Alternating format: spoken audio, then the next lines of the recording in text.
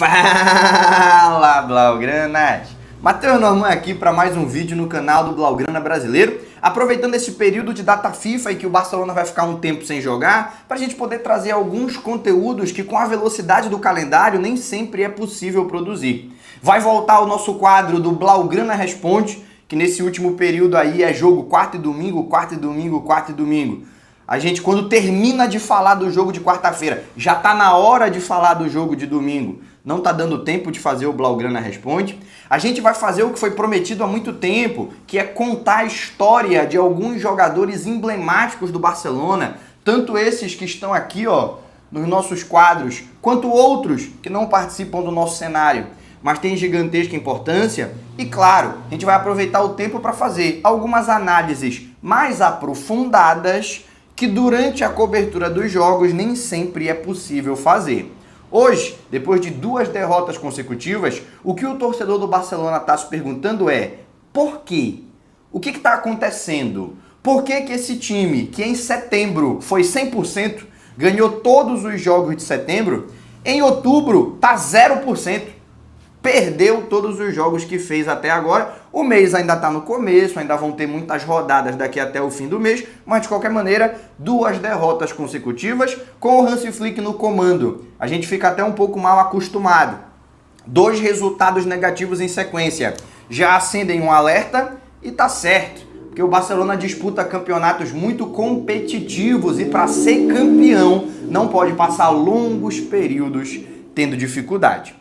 A ideia desse vídeo é a gente tentar trazer análises aprofundadas que expliquem essas 2 rodadas, uma pela Champions, uma pelo Campeonato Espanhol, de baixo desempenho e de péssimo resultado que o Barcelona acumulou. Mas sem recorrer àquelas frases feitas, que dão engajamento, que a galera gosta, mas que é muito mais desabafo do que análise. Por exemplo, anotei aqui alguns desabafos do torcedor que as pessoas estavam exigindo que eu falasse nos vídeos. Ah, porque tu fica aí falando essas coisas? Tu tem que entender. E aí o cara fala que nós não vamos ganhar nada. Isso é desabafo, isso não é análise. Esse time tem que contratar. Então em outubro vai contratar como? Falta vontade. Sim, os caras saíram para perder. Estão um pouco se lixando para ganhar ou não. É a linha alta. Se baixar a linha tá tudo resolvido. Com certeza. Não à toa o Simeone é tricampeão espanhol e bicampeão da Champions. É só baixar a linha, acabou qualquer tipo de risco, acabou qualquer tipo de problema tático da equipe. Então, esse tipo de análise a gente não vai fazer. São bordões, gera engajamento. O torcedor que tá com raiva, quando ele encontra um vídeo de alguém tendo a mesma raiva que ele, dando match na raiva, no ódio, no desabafo, ele fica feliz, ele curte, ele entra na onda, mas não é a nossa proposta de conteúdo aqui. Aqui a gente vem para analisar. Para desabafar eu contrato um psicólogo. Ou com a minha esposa, que é muito boa de escutar desabafo meu. Então, como a ideia é discutir com profundidade, não com emoção, a gente vai tentar um distanciamento dessas frases feitas e vai tentar trazer algumas causas mais aprofundadas, detalhadas para esse mau momento do Barcelona. Mas antes da gente ir para o conteúdo propriamente dito, antes da gente ir para a análise das chaves dos resultados e dos desempenhos ruins do Barcelona nessa última semana, aquele lembrete porque você sabe que é importante. Curte o vídeo, se inscreve no canal, hypa! Fazendo tudo isso, você me ajuda a continuar crescendo e a levar um conteúdo cada vez melhor para blaugranas espalhados pelo mundo inteiro. Antes de eu vir gravar o vídeo, a gente estava ali a pouquíssimos novos inscritos de 10 mil. Então talvez, se você demorar para assistir esse vídeo, a gente já tenha até batido a meta. Mas enquanto eu estou gravando, eu tenho que repetir. Rumo aos 10 mil inscritos. Começamos a produzir conteúdo de maneira consistente no começo dessa temporada e já caminhamos para 10 mil inscritos. Então vamos lá. Se você curtir, se inscrever e hypar, você me ajuda a chegar nesse número redondo mais rápido. Já fez isso? Já me ajudou? Então vamos lá. Você me deu o seu engajamento? Deixa eu te devolver entretenimento. E vamos debater então o que para mim são as chaves do mau momento vivido pelo Barcelona na temporada. Quando eu fiz o roteiro do vídeo, eu cheguei a 4 chaves, né? Para não ficar redundante, para não repetir a mesma essência de raciocínio em chaves diferentes e aí bater 10 pontos, eu resolvi resumir em 4 macro-argumentos, que são, e daqui a pouco a gente aprofunda, dificuldade de fazer pressão ofensiva, cansaço acumulado, lesões importantes e erros individuais. Essas para mim são as 4 chaves do mau momento vivido pelo Barça, que não é um mau momento de 1 mês e meio, é um mau momento de 1 semana, mas é má fase e a gente tem que criticar e tem que falar. Vamos discutir primeiro a dificuldade para fazer a pressão ofensiva, tá? Aqui a gente vai aproveitar para entrar também na discussão da linha alta. Caramba, mas por que o Flick não abandona a linha alta? Porque foi o que levou ele aos títulos que ele conquistou, foi o que levou o Luiz Henrique aos títulos que ele conquistou, o Guardiola aos títulos que ele conquistou, o Jürgen Klopp aos títulos que ele conquistou. Todo time que tem essa proposta de jogo ofensivo, baseado em pressionar alto e recuperar a bola no campo de ataque, precisa que a linha defensiva se posicione mais alto do que as equipes que têm uma proposta de buscar o contra-ataque. Então é natural que você enxergue os defensores do Barcelona nos jogos que amassa e nos jogos que vai mal, ali próximo da faixa da linha do meio de campo. Às vezes, quando o domínio é muito amplo, os zagueiros vão para a intermediária ofensiva e quando isso acontece, o Barcelona vive os seus melhores momentos porque está pressionando tanto, está apertando tanto o adversário que nem está mais preocupado com o contra-ataque, dá para ficar por ali. E nos piores momentos, os piores momentos do Barcelona é justamente quando essa linha defensiva fica atrás do meio campo, porque significa que a gente não está controlando bem lá na frente. Então, o que a gente pode falar sobre isso? Se abandonar a linha alta, a gente vai conseguir vencer mais jogos? Cara, isso daí é uma hipótese, né? É uma possibilidade. Só que é importante que quem sugere isso entenda que não é possível manter a estrutura do time, baixar a linha e simplesmente manter um equilíbrio. É essencial para que a tática do Luiz Henrique, do Guardiola, do Jürgen Klopp, do Flick, não é só ele, para que a tática de todos esses grandes treinadores recentes funcione, é necessário que a linha defensiva fique mais à frente. Baixar a linha defensiva sem baixar a linha ofensiva é deixar um buraco aqui no meio-campo. Vai acontecer o que aconteceu com o Real Madrid do Carlo Ancelotti temporada passada, que tinha a linha baixa, mas os atacantes iam em cima pressionar, numa bagunça, numa desorganização extrema, e a bola sempre chegava aqui nesse meio de campo com qualquer jogador com liberdade para criar e todo mundo fazia gol no Real Madrid.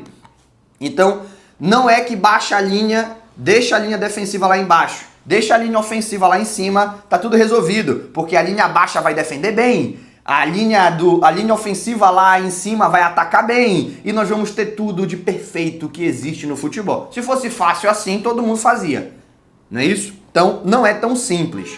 Para o sistema do Flick funcionar, ele precisa que essa linha defensiva seja um pouco mais alta. Das duas, uma. Ou a gente abre mão de ter um time ofensivo, de ter um time que ataca, de ter um time que propõe jogo, de ter um time que domina a posse de bola, de ter um time que amassa, que domina. A gente abre mão de tudo isso, recua o time inteiro, não só a linha defensiva, cria uma nova proposta que existe. O Arsenal usa, a Inter de Milão usa, o Atlético de Madrid usa, o Napoli usa. Existe essa proposta do time mais recuado, defende no próprio campo, tenta roubar a bola e sair no contra-ataque. Isso é uma possibilidade. Ou cria uma máquina do tempo, volta para os anos 90, aonde ali sim existiam times ofensivos que jogavam com a linha defensiva lá embaixo, né? Tá desatualizada essa ideia das linhas afastadas. A ideia do futebol hoje é das linhas próximas, dos times compactos, seja para defender no próprio campo, seja para recuperar a bola no campo do adversário. Então, a discussão da linha baixa não é só a linha, é o estilo de jogo, tá bom? A discussão da linha alta não é só a posição do zagueiro, é todo o sistema da equipe, beleza? Por isso que eu não acredito que baixar a linha seja uma solução. Você teria que abrir mão de tudo que o Barcelona faz de bom para reconstruir o time do zero pensando numa equipe que jogue com as linhas mais recuadas. Não acho que o Hansi Flick seja o homem para isso. Se você quer esse tipo de sistema, traz o Simone Inzaghi, traz o Arteta, traz o Simeone. Tu não pode chegar pro cara cujo a ideia de futebol é linha alta, jogo ofensivo, gegenpressing, vamos recuperar a bola lá em cima e falar, olha, isso aí não tá dando certo não, tá? Agora o que eu quero é que tu faça linha baixa, contra-ataque. Troca o treinador, porra. Tu não pode pedir pro treinador trocar o seu conceito de jogo. Troca o treinador. Eu não quero que troque o treinador, eu não quero que troque o conceito de jogo. O que eu quero é que essas chaves aqui sejam resolvidas para que esse sistema volte a funcionar. E a essência das equipes que jogam dessa maneira e funcionam é a pressão ofensiva. Se você acha que o PSG joga com a linha baixa, com todo respeito, você não assiste futebol. Ou você assiste e não entende o que está acontecendo no campo. Por que o PSG funciona? O Bayern de Munique funciona? Por que na temporada passada o Barcelona foi campeão de quase tudo? Por que o Liverpool foi campeão da Premier League? Por que essas equipes, elas funcionavam mesmo tendo linha alta, e todas tinham, e mesmo assim venciam os seus jogos? Porque os seus atacantes pressionavam a saída de bola do adversário, fazendo com que a bola chegasse no meio de campo quebrada ou nem chegasse. Ou chega uma bola ruim, o cara de costas pro campo, precisando dominar uma bola ruim e girar, e já com o meio-campista chegando no cangote. E se ele consegue esse giro e dá o lançamento, a linha defensiva faz a linha de impedimento ou recupera essa bola, seja embaixo, seja em cima. A primeira linha de pressão estraga a construção da jogada, ou acontece isso, ou essa linha ofensiva não consegue trabalhar de maneira eficiente, e o resultado é que o meio-campista recebe a bola com espaço e com tranquilidade. Quando chega o Pedro e o De Jong para fazer essa pressão, ele já teve tempo para escanear o campo e para fazer o passe. E quando a linha defensiva tenta antecipar ou promover a armadilha do impedimento, com tempo para pensar e para escolher o momento certo do passe, o meio-campista consegue colocar nas costas dos defensores e aproveitar o espaço que existe para correr para a velocidade dos atacantes, certo? Então, para que todo esse sistema funcione, o primeiro passo é os atacantes. Ferran Torres, Lewandowski, Yamal, Rafinha, Bardag, Rashford, esses caras conseguirem fazer a pressão eficiente lá em cima, tirar a qualidade do primeiro passe para que num efeito em cascata todos os outros movimentos também sejam movimentos ruins, também sejam movimentos quebrados. Se o primeiro passe flui fácil, a tendência é o segundo e o terceiro também. Aí o time inteiro tá à mercê do ataque adversário, é torcer pros malucos errarem, certo? A ideia aqui no planejamento se prevê que de cada 5 jogadas do adversário, essa pressão não vai encaixar, eles vão conseguir sair tocando com qualidade e a gente vai precisar que os defensores resolvam o problema lá atrás. Se for desse jeito, tá ótimo. O problema é quando é o contrário. De cada 5, a linha ofensiva consegue conter e 4 os defensores têm que ficar correndo atrás dos caras igual maluco. Aí, De Jong, Pedri, Cubarsí, Koundé, jogadores que são contrastados, que já mostraram que tem altíssimo nível de jogo, eles parecem um monte de amador, correndo igual maluco, porque a linha ofensiva não fez o que deveria fazer, que é a pressão. O Cubarsí comentou isso pós-jogo, o Hansi Flick já comentou isso em algumas entrevistas. A gente já viu outras equipes que tinham o mesmo problema, identificando como causa central do que está estourando lá atrás. Não é que o zagueiro é ruim, é que lá na frente não está tendo essa primeira linha de defesa. E eu acredito que esse é o principal problema do Barcelona nessas últimas partidas e nos seus piores momentos também na temporada passada. A dificuldade da linha ofensiva de fazer o seu serviço, tá bom? E o que acumula em cima disso é a nossa segunda chave, que é o cansaço acumulado. Vamos parar para pensar aqui bem rapidamente os adversários que o Barcelona enfrentou. O Barcelona, no começo de uma sequência de 7 jogos em 21 dias, nos últimos 21 dias o Barcelona jogou 7 vezes. O Barcelona, nessa sequência de 7 jogos em 21 dias, ele, no início dela, ou seja, com mais pulmão, com as pernas mais descansadas, enfrentou o Newcastle. No final dela, enfrentou o Sevilha. Qual dos dois tem mais talento? Qual dos dois consegue colocar mais intensidade, mais velocidade no jogo? Qual dos dois tem os melhores jogadores? Qual dos dois faz do seu estádio, porque ambos os jogos foram fora de casa, uma fortaleza, um lugar em que consegue acumular mais pontos? Não tem absolutamente ninguém que vai me responder que o Sevilha é mais perigoso que o Newcastle. Contra o Newcastle, o desempenho do Barcelona foi muito elogiado pela imprensa inglesa, que até ficou um pouco desconcertada, até ficou um pouco surpresa, porque todos os grandes da Inglaterra, quando vão no St. James Park, podem até ganhar, mas não dominam, não controlam o jogo. E os comentaristas ingleses falaram que o Barcelona foi lá e em nenhum momento houve qualquer sensação de que o Barcelona não sairia de lá com a vitória.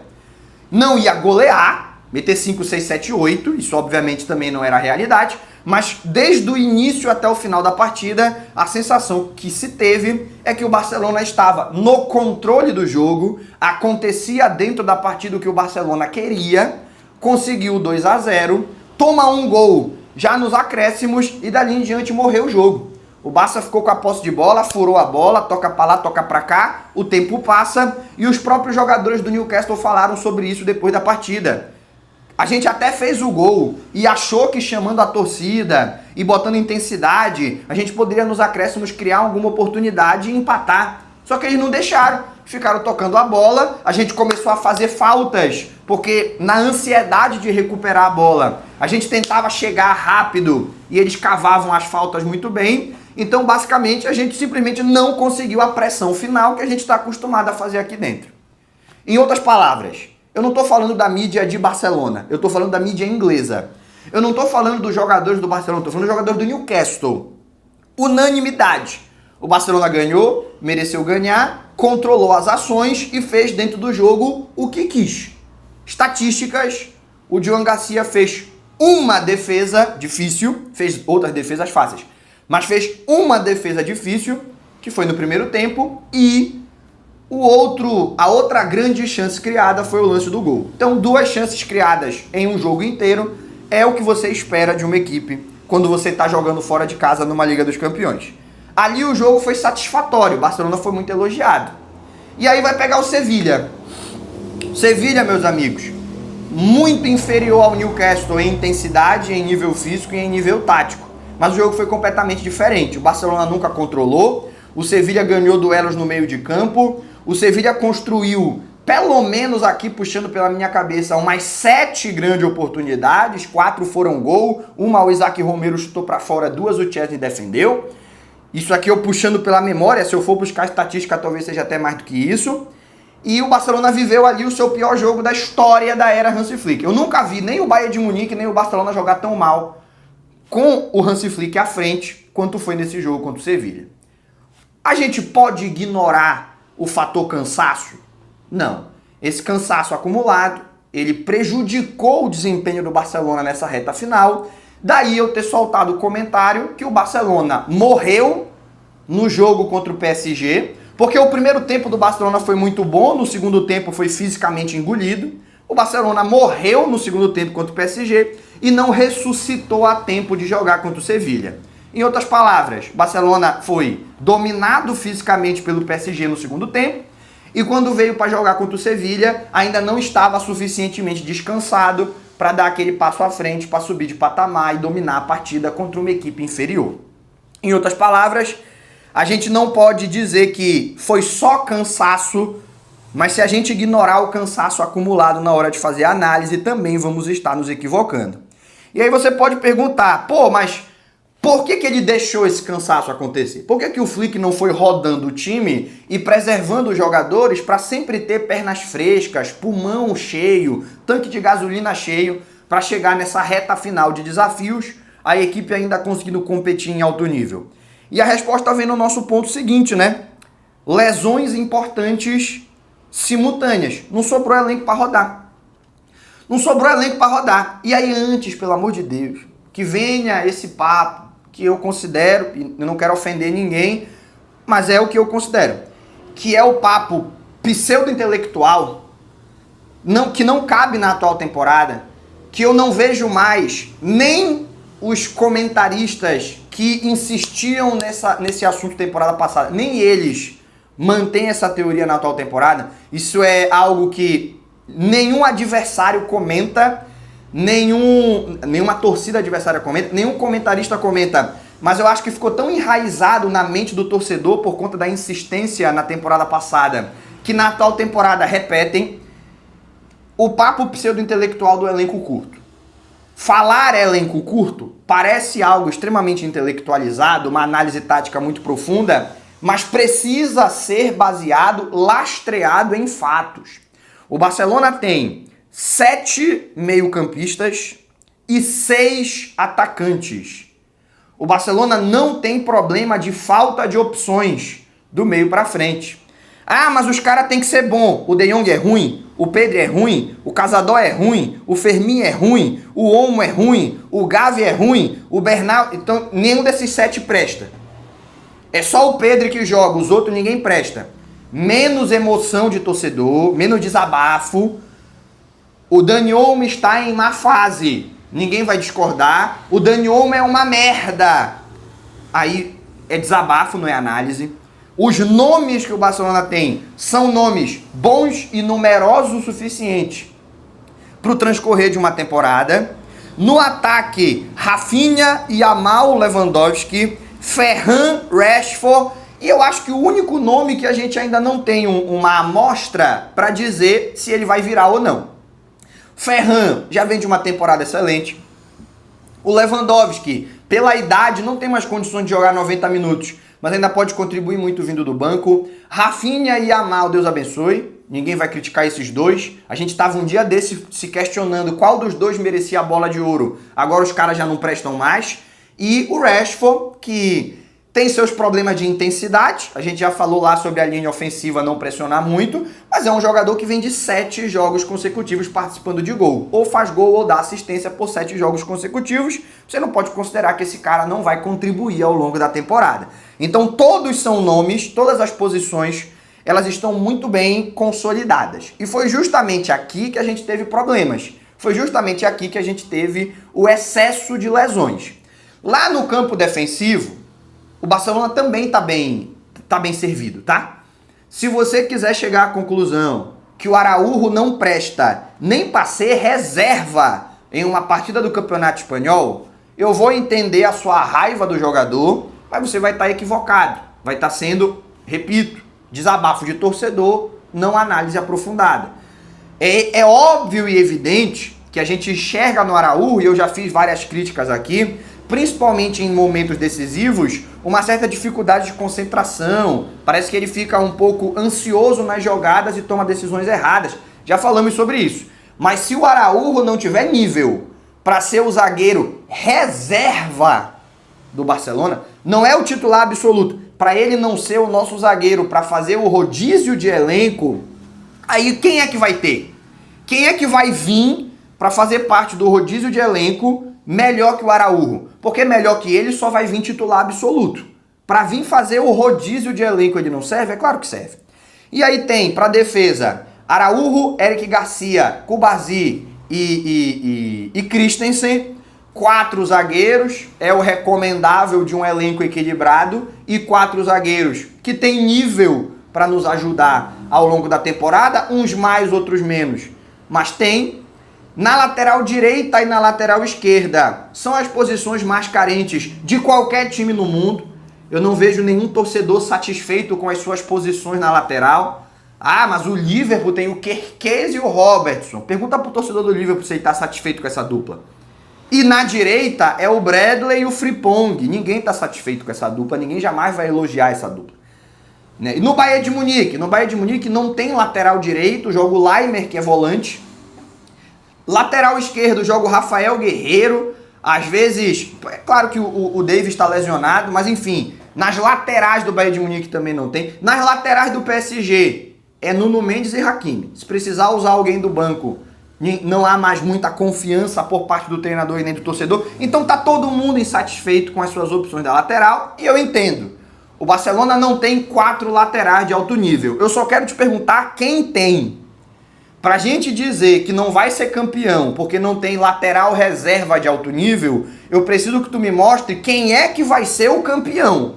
Porque se para ser campeão tem que ter 4 laterais de alto nível, ninguém vai ser campeão de nada, é melhor acabar o futebol. Tá bom? É uma posição carente, gente. Não adianta você achar que você vai conseguir ter o que ninguém nunca teve. Nenhum time jamais teve 4 laterais de alto nível, porque lateral é uma posição carente no futebol e não é de hoje, já faz bastante tempo. Te proponho até o desafio. Elenca 10 laterais de alto nível de cada década. Eu duvido que você consiga chegar no número 10. E atualmente, então, Deus abençoe, não vai conseguir de jeito nenhum. Então, não é questão de elenco curto. Mas sabe o que aconteceu? Lesões de... Eu tenho a lista aqui, porque se não tiver a lista eu vou acabar esquecendo o nome de alguém. Joan Garcia. Você tem a lesão do Fermín, Gavi. Você teve a lesão do Baldé, do Yamal e do Rafinha. 6 lesionados. Fora o Ter Stegen, que se lesionou desde o começo da temporada. Eu tô focando nesses 6 lesionados, porque são 6 lesões que acontecem no prazo de um mês, entre a data FIFA de setembro e a data FIFA de outubro, certo? Então, se você tem 3 meio-campistas importantes, 3 atacantes, calma, eu tenho a lista aqui, calma que eu tenho a lista aqui. Vou repetir, é tanta lesão que eu me perdi. Vou repetir. Joan Garcia, eu vou de trás para frente. Baldé, Fermín, Gavi. Você também teve a lesão do Rafinha e do Yamal. 6 lesionados extremamente importantes entre uma data FIFA e outra, para focar só nas lesões de longo prazo. Porque teve algumas pequenas lesões. O De Jong, por exemplo, teve uma pequena lesão, veio da data FIFA sem poder jogar a primeira partida. A gente também teve aí situação com o Cubarsí, que teve choque no joelho, teve que ficar um jogo sendo poupado. Eu tô pegando só as lesões que afetaram múltiplos jogos, né? Se a gente pegar as lesões que afetaram esses múltiplos jogos, foi o goleiro titular, o lateral esquerdo titular, foram 2 meio-campistas, um na briga para ser titular e outro que é um reserva de garantias, Fermín e Gavi, e você teve os 2 principais atacantes, quiçá, junto ao Pedri, os 2 principais jogadores da equipe ao longo da temporada passada e que já vinham mostrando alto nível na temporada atual, Yamal e Rafinha. Você vai ter tudo isso de lesão e o teu elenco ainda vai ter condições de ter opções para rodar? Não vai. Fora o fato de que o Bernal, ele vai ser uma opção importante ao longo da temporada, mas ele ainda está em busca do seu melhor ritmo físico. Então hoje a gente não pode contar com o Bernal para ser o cara de jogar 90 minutos. Ele é o cara para entrar nos últimos 15, nos últimos 10, que é o que ele tem feito. Aí o Hansi Flick chega no final do jogo contra o PSG, olha em campo, caramba, o Pedri morreu. O Pedri não tá mais conseguindo jogar, o Pedri tá morto em campo. Vou mexer. Ele olha pro banco, cadê o Gavi? Cadê o Fermín?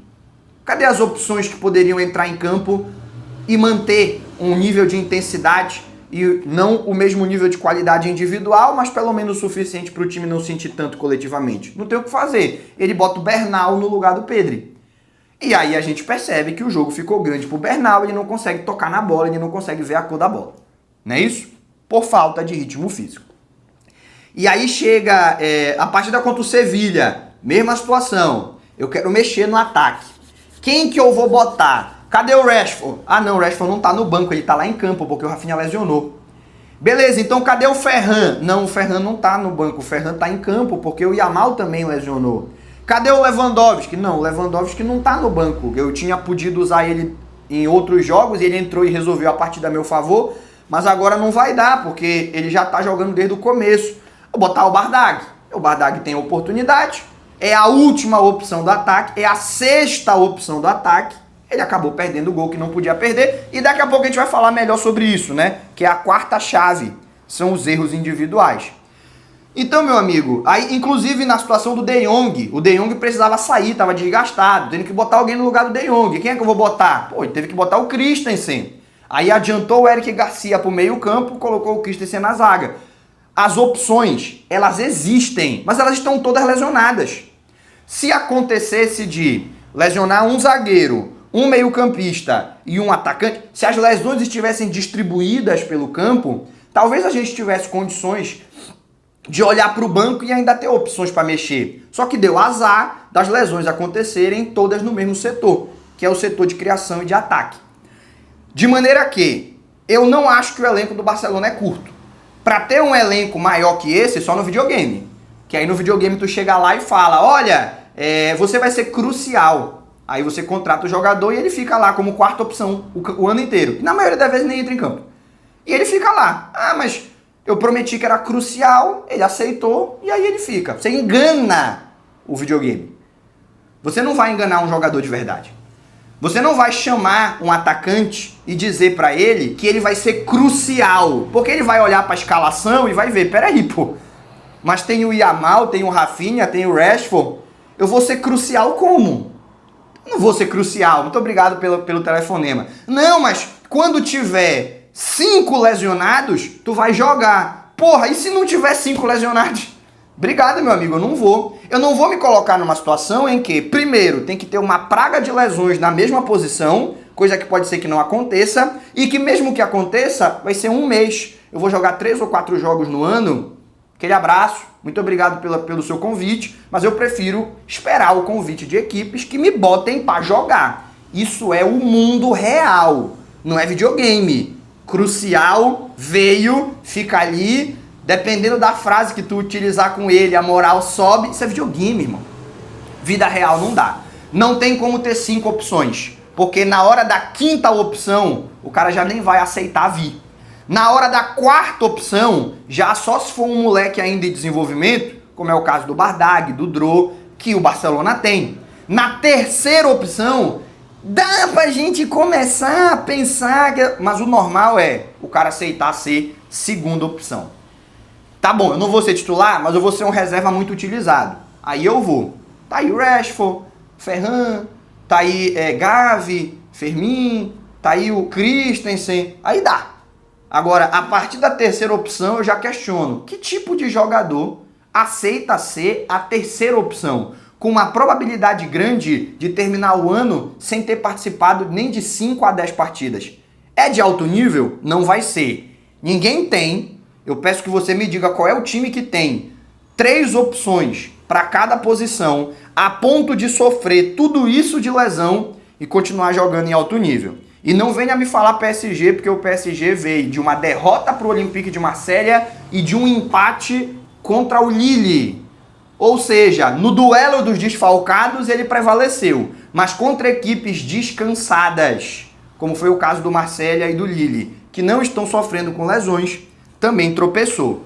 Se nem o atual campeão consegue, se nem o atual vencedor da Champions consegue passar ileso, sem tropeços, de uma praga de lesões, acho que a gente pode imaginar que nenhum clube passaria. Todo mundo tá com muita lesão, todo mundo tá tendo tropeços, só o Bayern de Munique que é a exceção, né? Aqui a gente tem que falar, o Bayern de Munique, até pelo calendário que é um pouco mais leve na Alemanha, o Bayern de Munique não está sofrendo uma praga de lesões, tem lesionados esporádicos, principalmente o Musiala e o Davies, mas está conseguindo prevalecer por lá, e aí parabéns ao Bayern de Munique, vamos ver até onde na temporada eles conseguem chegar, né? De maneira que, resumindo, as lesões em sequência dificultam o rodízio, amplificam a outra chave, que é o cansaço, e não existe uma solução para isso a não ser trabalhar para esses jogadores voltarem e voltarem 100%. Eu vi, de todos esses casos, um que foi erro de gestão, foi o Yamal. Yamal voltou, jogou 30 minutos contra a Real Sociedade e depois 90 contra o PSG. Ali teve erro. Nos outros, são lesões do futebol, não tem muito o que fazer. O futebol é um jogo de muitas lesões, principalmente ao longo de uma temporada onde você vai disputar 4 competições simultaneamente, caso do Barcelona. Não é isso? E, repito, me mostre o time que não tenha pelo menos 4 lesionados e aí eu te digo, a equipe médica do Barcelona está fazendo serviço ruim. Se você não conseguir mostrar um time que tenha menos de 4 lesionados, time grande, disputando múltiplas competições. Então eu acho que a gente tem que aceitar que é impossível você ter um time que passe a temporada inteira sem ter pelo menos um momento em que essas lesões vão acometer. No caso do Barcelona está sendo agora. E que bom, porque na temporada passada foi em maio e ali a gente não teve chance de recuperação. Que bom que está sendo em outubro. E a última chave para mim são os erros individuais. Isso aqui para mim foi talvez o fator mais importante em ambas as derrotas. No desempenho, o desempenho da equipe falha na pressão ofensiva, cansaço acumulado, lesões importantes, a gente já falou. O nível do desempenho da equipe tem a ver com isso. Mas o resultado foi a base de erros individuais. Não foram os gols sofridos, não estou dizendo que não foram merecidos, mas no ato do gol acontecer, a gente tem erros individuais muito grosseiros de jogadores que não costumam cometer erros do tipo. Por exemplo, no jogo contra o PSG, aquela tentativa do Cubarsí de interceptar um passe se jogando no chão, quando o normal era que você acompanhasse a bola para fechar o jogador que viesse a receber. O Mayulu, que foi quem recebeu a bola, ia ter o Cubarsí fechando pela direita e o Gerard Martin na cobertura pela esquerda. Dificilmente o garoto ia ter a frieza de escolher o melhor momento de chutar. Ele ia tentar chutar agoniado, pressionado, ia chutar para fora. Dificilmente ele teria a qualidade de driblar, cercado por dois, sair dos dois e depois ter a oportunidade de deslocar o Chesney. O normal era que aquela situação fosse uma situação controlada, só que o Cubarsí comete um erro. Se joga no chão tentando uma interceptação, o resultado é uma chance claríssima em que o atacante sai na cara do Chesney. E ali, mas o chute foi no meio do gol, o Chesney poderia ter defendido se ele espera até o final. Eu concordo, e eu acho que tem goleiros que têm essa característica, o Alisson, o Neuer no auge tinha, o Joan Garcia tem essa característica de esperar até o último momento, porque confia na própria agilidade para sair no último segundo e pegar, só que o Chesney não é esse goleiro. Não dá pra gente falar que é falha quando pouquíssimos goleiros no mundo poderiam defender. Porque a gente pode dizer o seguinte, se fosse o Joan, talvez defendesse. Mas não dá pra dizer que é falha, o atacante sai na tua cara, pô. O atacante sai assim, entre a marca do pênalti e a pequena área. Não é que ele chutou da meia-lua, pô. Ele entre a marca do pênalti e a pequena área. É mais fácil pegar um pênalti do que pegar aquele chute. Um goleiro que é especialista nessa situação de 1 contra 1, eu concordo. Existem goleiros que talvez pegassem porque o chute não foi muito bem colocado. Mas falha, eu acho exagero. Ali o erro foi do Cubarsí. Para mim, o erro do Chesney foi no terceiro gol do Sevilha. Terceiro gol do Sevilha é erro do Chesney. Mais um erro individual. Enquanto não sai o terceiro gol, o jogo tá na tábua. A gente poderia ter voltado da Andaluzia com 2-2, um ponto que poderia ser precioso no futuro. Não seria um desempenho satisfatório, ninguém ia estar soltando fogos pela vitória, mas não era 4-1, era 2-2. E o gol que o Chesney toma mata o Barcelona, é o gol do 3-1, e ali tem falha dele. Muito lento para cair, para fazer a defesa. E o mais importante, mal posicionado, porque apesar do chute ter ido na lateral da rede, se ele tá, ao invés de estar colado no primeiro pau, ele tá um pouco mais centralizado, ele cai com aquela bola na mão, encaixada, o chute vem de longe, não é muito forte, enfim. Ali sim eu vejo falha do Chesney. Teve falha do Baldé e do Christensen no segundo gol do PSG. Hakimi faz a jogada em cima de um erro do Baldé. Algumas pessoas falaram, não, eu emiti essa opinião a primeira vez, algumas pessoas falaram, não é do Baldé, é do Cubarsí, porque o Cubarsí sai, o Baldé tem que cobrir. E eu assisti o lance depois várias vezes para tentar entender isso e eu continuo sem concordar. O Baldé tinha que estar fechando a lateral. Ele não tinha que estar colado no meio, por dois motivos. Primeiro porque não tinha jogador se projetando no meio, o jogador estava se projetando na ponta. Você não pode marcar o vazio, você tem que marcar o adversário. E o segundo ponto que eu acho que fugiu de muita gente. Quando o Baldé corre para o meio, o Cubarsí já tinha voltado. Tem um momento em que o Cubarsí sai para fazer a caça longa, ele tenta o bote, tem uma troca de passes rápido e aí ele volta. O Cubarsí já tinha voltado quando o Baldé se desloca. Então, mesmo que o recomendado fosse ele ir para o meio, e não era, ele teria feito o movimento de maneira atrasada. Esperou o cara voltar para ir cobrir, pô, a cobertura tu faz quando o cara tá longe. Então tem o erro do Baldé, e depois tem o erro do Christensen, que tinha entrado no final, estava descansado, deveria ter acompanhado o Gonçalo Ramos e não conseguiu. Né? Não conseguiu. Ali não é linha de impedimento. Eu já falei isso. Ah, porque a linha de impedimento... Tu acha que o Hansi Flick falou para deixar o Gonçalo Ramos ficar atrás da linha da bola e finalizar sozinho? Não. Ali foi um erro de decisão do Christensen, demorou a reagir. Ele talvez achasse que o Gonçalo Ramos ia ficar em impedimento, mas ele não pode achar.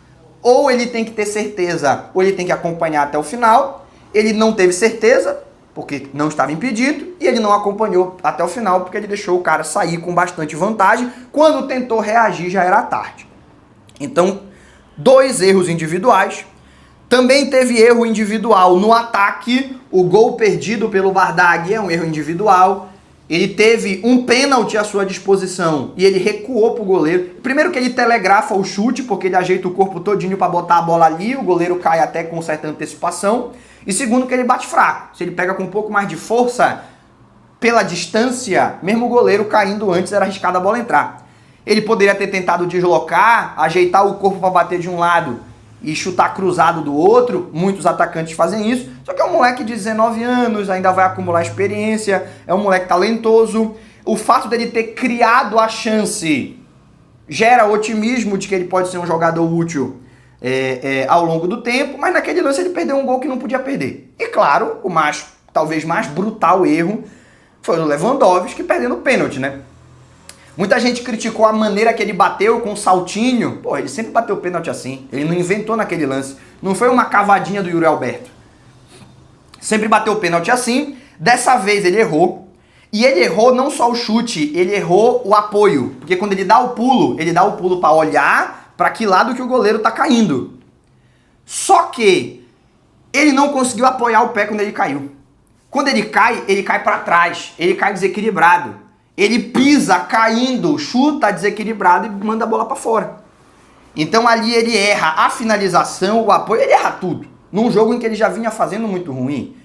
Aquela falha ali, erro individual, crucial pro resultado. Tava 2-1 pro Sevilha. Se ele faz o gol, tá 2-2. O Barcelona teria 15 minutos para buscar a virada. É um time que está acostumado a estar nessa situação. O Sevilha é um time que ficaria nervoso. Será que mais uma vez a gente vai passar uma vergonha? Mudava completamente o cenário. E mesmo que não fosse para virada, dificilmente o Sevilha teria a perna para buscar os gols seguintes. Não pense, mas se o Lewandowski faz aquele gol, fica 4-2, porque o Sevilha fez 4, o Barcelona... Não, pô, é um jogo que é um lance que muda o jogo. É um lance que ressuscita um Sevilha que naquele momento estava sendo amassado e mata um Barcelona que naquele momento estava sentindo o cheiro do empate. E aí depois 4-1, não tem desculpa para 4-1, mas a gente não pode ignorar que erros individuais levaram a isso. O pênalti perdido, o gol do Bardag que ele perde, a falha do Chesney. Irmão, tu tá competindo, pode não ser um time do teu nível, Sevilha não tá no nível do Barcelona, mas tu tá competindo numa primeira divisão, se tu pegar o lanterna e cometer 3 erros cruciais como esse, tu não vai ganhar. Se tu pegar o Sevilha, que tá na parte de cima da tabela, com certeza você vai perder. Então, o acúmulo de erros individuais tem que ser revisto, os jogadores têm que subir de nível, têm que subir de patamar nesse quesito, nesses lances cruciais eles têm que acertar mais do que errar, só que, assim, eles sabem disso, né? Não é que o Lewandowski entrou pensando que ele podia perder o pênalti, o Cubarsí entrou pensando que ele podia errar a interceptação, eles sabem disso, a questão é nos próximos jogos, esquecer os erros cometidos e entrar concentrado para buscar os acertos. De maneira que essa dificuldade do Barcelona para fazer pressão ofensiva tá matando a tática do Hansi Flick, como mataria a tática do Luis Henrique, que também depende da pressão ofensiva, do Guardiola, que também depende da pressão ofensiva, do Kompany, que também depende da pressão ofensiva, qualquer um dos times, Guardiola, qualquer uma equipe que tenha essa proposta da pressão ofensiva, de avançar as linhas para recuperar a bola no campo de ataque. Se a linha ofensiva não faz a pressão direito, o time inteiro vai sofrer, isso é um fator. E aí tem 2 opções. abandona a pressão ofensiva, recua o time e passa a jogar nos contra-ataques. Esquece, baixa a linha defensiva. Tu não pode baixar uma linha, tem que baixar todas. E o Hansi Flick não é o cara para isso, traz o Inzaghi, traz o Simeone, traz o Arteta. Eu não faria essa troca, mas se você faria, você pode se manifestar. Você pode dizer, eu prefiro jogar com o time no campo defensivo e sair no contra-ataque. Você pode pensar isso. Você pode se manifestar. O Hansi Flick não vai fazer e eu não acho que deva. A minha opinião é que o Barcelona precisa melhorar a execução das táticas e não modificá-las. Tem o cansaço acumulado, tem as lesões importantes e tem os erros individuais, né? Então aqui existem dois elementos que podem e precisam melhorar: erros individuais e a melhora na pressão ofensiva. E tem dois elementos que fogem um pouco do controle e que, somados aos que poderiam ser controlados, levam o Barcelona a 2 derrotas consecutivas, que são as lesões. A do Yamal eu acho que podia ser melhor gerida, as outras não tem muito o que fazer, faz parte de uma longa temporada, é azar que tenham acontecido simultaneamente, e o cansaço acumulado vem muito por conta dessas lesões importantes, né? Para mim, a junção desses 4 fatores é o que leva o Barcelona às dificuldades que está vivendo nesse momento da temporada, e se a gente conseguir solucionar as falhas individuais, se ao invés do Lewandowski perder o pênalti, ele marcar. Se ao invés do Cubarsí errar a interceptação, ele acertar. Se esses erros individuais acontecerem em menor proporção, e se a linha ofensiva voltar a pressionar com a qualidade que nos melhores momentos do Barcelona já pressionou, eu tenho certeza que o time volta a ganhar, volta a ter um desempenho positivo, e para que isso aconteça, passa também pelo retorno dos lesionados. A previsão é que na volta da data FIFA já retornem Fermin, Rafinha e Yamal, aí sobe de patamar as opções. As opções mudam de nível com esses 3 caras à disposição, e eles já apontam a estar de volta contra o Girona, que é o primeiro jogo pós-data FIFA. O Yamal provavelmente não para 90 minutos, o Rafinha e o Fermin já, porque o Fermin já está treinando com normalidade. O Rafinha, a previsão é que volte a treinar com normalidade essa semana. Vão ter aí o Fermin 15, o Rafinha 10 dias de treino. Já vai ter condições de entrar e competir. E na volta da data FIFA, a gente tem 2 partidas que são partidas, parece escolhidas a dedo para o time voltar a encontrar os resultados e a encontrar o seu melhor desempenho. Girona e Olympiacos, 2 das equipes mais fracas que o Barcelona vai enfrentar ao longo da temporada e que tem que ganhar e que precisa vencer, e que se tropeçar em algum desses jogos, aí já não é mais o alerta de crise, é a crise 100% consolidada. Nunca pensei que eu diria isso, mas ainda bem que veio a data FIFA. Que bom que veio a data FIFA, porque a não ser que aconteça uma lesão de algum jogador do Barcelona, isso a gente não pode excluir nunca, essa possibilidade sempre existe, alguém vai se lesionar na data FIFA, algum jogador importante voltará lesionado para o seu clube. O que a gente pode fazer é torcer para não ser jogador do Barça, e vamos fazer isso, mas salvo uma lesão de jogador importante, vai ser uma data FIFA para a gente recuperar os lesionados, intensificar o ritmo dos recém-recuperados, Baldé e Bernal, para o Hansi Flick entender o que ele pode fazer para o time se reencontrar na temporada e para alguns jogadores descansarem, porque muitos jogadores do Barça não foram convocados para as suas seleções. Não é isso? Depois desses 2 jogos que são mais tranquilos, vem um jogo que costumeiramente decide o campeonato, né? A gente sabe que La Liga tem 38 rodadas, mas existem exceções. Já aconteceu do Barcelona ganhar o Clássico e não ser campeão. Já aconteceu do Real Madrid ganhar o Clássico e não ser campeão. Mas normalmente, se você ganha os clássicos, se você ganha os 2 clássicos, você bate campeão.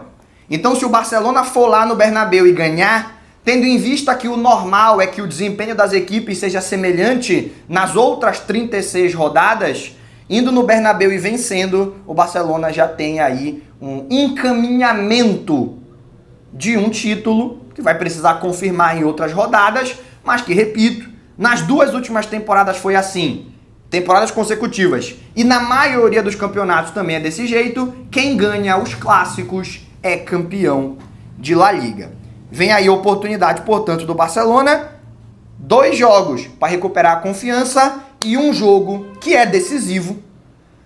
Tem muito campeonato para rolar, mas é um jogo que faz toda a diferença para o campeonato, que é o clássico do fim do mês contra o Real Madrid no Bernabéu. Beleza? Essas são, para mim, as chaves da dificuldade do Barcelona. E você pode concordar ou discordar aí nos comentários. Você que ficou até o final, eu acredito que esse vídeo tá com mais de 40 minutos, quem sabe até 1 hora, pelo menos o sentimento enquanto eu tô gravando é esse. Não se esqueça de deixar a sua curtida, se inscrever no canal e hypar, porque fazendo isso você me ajuda a continuar crescendo e a levar um conteúdo cada vez melhor para Blaugrana espalhados pelo mundo inteiro. Por hoje a gente encerra, aquele abraço e até o próximo vídeo.